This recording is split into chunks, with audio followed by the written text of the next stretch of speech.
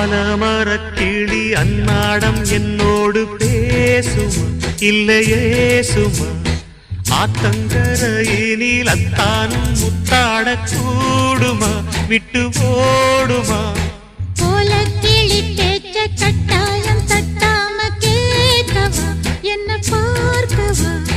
காலம் கடத்தாம கையோடு கையாக சேர்க்கவா மையல் தீர்க்கவா போதும் இது போதும் இந்த பிறவியில் வேறொன்றும் வேண்டாமே மோதும்